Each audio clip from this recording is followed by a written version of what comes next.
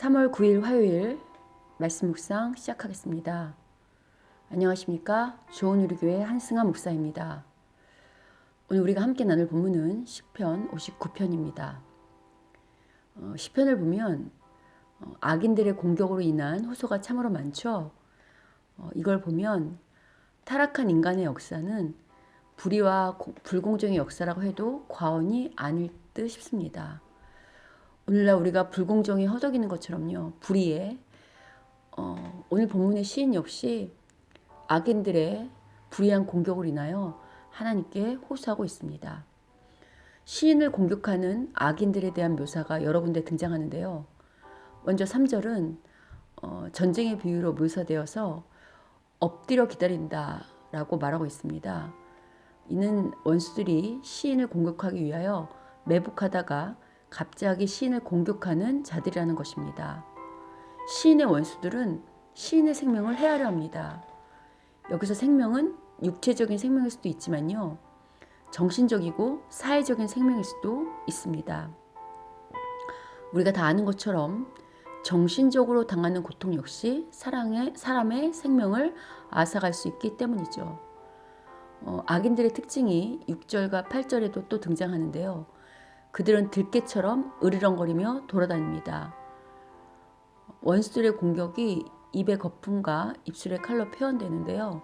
성경에서 개는 아주 부정적인 모습으로 등장하죠. 시편에서 입과 입술은 원수들이 하는 말을 상징하기도 합니다. 지금 시인의 원수들은 칼처럼 날카로운 말로 시인에게 깊은 상처를 주며 죽일 만큼 공격하고 있는 것입니다. 특히 7절에서 누가 듣겠냐는 원수들의 말은요. 그 원수들의 공격성을 잘 보여주고 있는데 그들은 아무도 자기들이 하는 말에 대항할 수 없다는 그러한 식의 아주 교만함의 극치를 보여주고 있는 거죠. 이러한 악인들의 공격을 감당할 수 없는 시인은 하나님께 호소합니다. 시인은 먼저 3, 4절에서 자신의 무죄를 주장합니다. 자신은 잘못하지도 않았고 또 죄짓지도 않았다고 호소하는 거죠. 이러한 시인의 무죄 주장은 시인이 하나님께 자신의 억울함을 탄원하며 구원을 요청하는 근거가 됩니다. 이러한 무죄를 바탕으로 시인은 원수들에 대한 심판을 간구하고요. 그 이전에 먼저 하나님께 신뢰를 고백합니다. 하나님을 나의 힘과 나의 요새라고 부르며 하나님만이 강한 원수들에게 자신을 보호하실 분이며 원한을 갚아주실 분이라고 먼저 고백하죠. 이제 11절부터 시인은 원수들에 대한 심판을 간구하는데요. 시인은 하나님께 원수들을 죽이지 말아달라고 간구합니다. 갑자기 시인은 왜 원수들을 죽이지 말아달라고 하는 것일까요? 그 이유가 11절 후반부에 등장하는데요. 시인은 원수들이 죽어서 눈앞에서 사라지는 것보다 그들의 악행으로 인해 처절하게 인생 가운데서 파멸하는 것을 보기를 바라는 거죠. 거짓말과 저주를 일삼는 원수들이 그들의 거짓과 저주가 다시 그들에게 돌아와 그들을 파멸의 길로 인도해서 그들의 인생이 서서히 무너져가는 것을 시인이 보고 싶다는 것입니다. 이제 13절에서 시인은 원수들이 하나님의 진노하심으로 파멸의 인생을 살다가 결국은 죽기를 소원합니다. 이러한 시인의 탄원과 간구는 오늘날 우리에게도 큰 힘이 됩니다. 왜냐하면 오늘날도 오늘 시에 등장하는 악인들처럼 폭력적인 언행으로 사람을 위협하고 때로는 죽음으로까지 몰고 가는 인간들이 많기 때문이죠. 이런 악인들을 만났을 때 우리가 무서워서 피하기도 하지만요. 함께 이 악인들하고 똑같이 흔히 말하는 같은 개가 되어서 개싸움이 되거나 혹은 더러운 진흙탕에 같이 뒹굴고 싶지 않아서 그래서 피하는 경우도 많잖아요.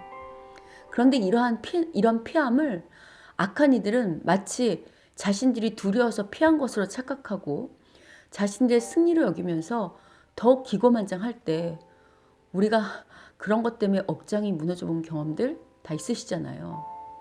이렇게 억장이 무너져 갈 때요. 오늘 본문의 시인처럼 우리가 절망하지 않을 수 있는 이유는 하나님을 믿고 마음껏 우리를 대적하는 원수들에 대하여 탄원하고 간구할 수 있다는 거죠. 우리에게 호소할 곳이 있다는 것. 더군다나 우리의 탄원을 들으시는 우리 하나님이 공의한 힘을 발휘할 수 있는 전지전능한 하나님이라는 것. 여러분, 이거보다 더 큰 복은 없을 것입니다. 우리가 하나님께 우리의 대적을 향한 심판에 대해서 얼마든지 호소하고 탄원할 수 있죠. 그러나 오늘 본문은 이런 탄원을 할 때 먼저 우리 자신을 돌아볼 것을 말하고 있습니다. 나의 잘못과 실수는 없는지 돌아본 후에 그것을 근거로 하나님께 탄원하고 호소해야 한다는 거죠. 시인의 15절의 고백처럼 비록 원수들은 싸움을 피한 것을 자신들의 승리로 알고 의기양양하겠지만요. 그들은 허기진 채로 몰려다니는 더럽고 혐오스러운 자들일 뿐입니다. 여러분, 이 자체가 바로 하나님의 심판입니다.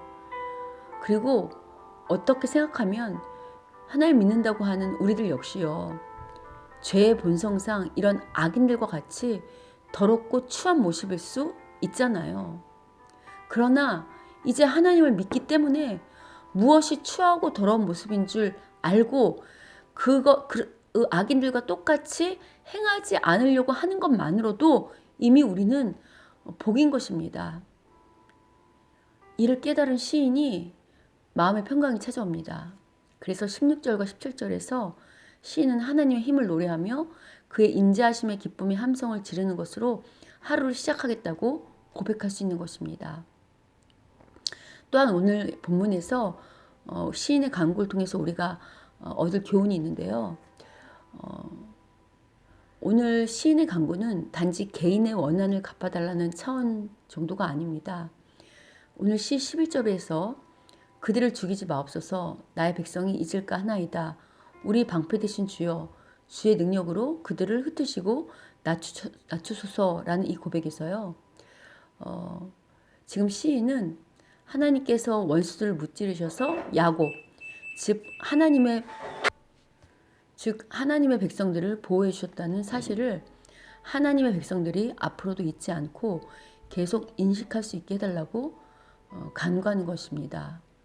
또한 하나님의 심판으로 파멸한 원수들이 산 증인이 되어 또 다른 악인들에게 살아있는 경고장이 되게 해달라는 간구인 거죠.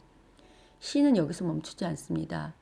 진노하심으로 소멸하실 때 없어지기까지 소멸하사 하나님이 야곱 중에서 다스리심을 땅끝까지 알게 해달라는 이 13절의 고백은요. 하나님의 공의가 하나님을 믿는 백성뿐만 아니라 세상 끝까지 이르러 온 세상이 하나님의 통치자라는 것을 깨닫게 해달라는 고백인 것입니다. 이런 시인의 고백을 통해서 우리의 목표가 무엇이어야 하는지 다시금 깨닫게 됩니다.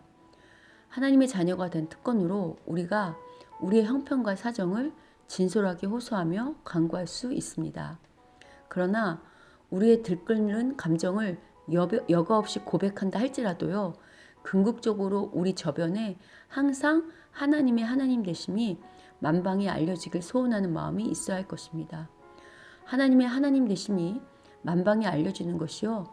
궁극적으로는 이 세상에 진리와 선과 공의를 가져오는 결과가 될 것이기 때문이죠. 혹 오늘 불의한 일을 당한 분 계십니까? 악한 이들의 폭력적인 언행으로 눈물 지을 일이 있으십니까? 공의로 당신의 때에 심판하고 신하실 하나님을 기대하자고요.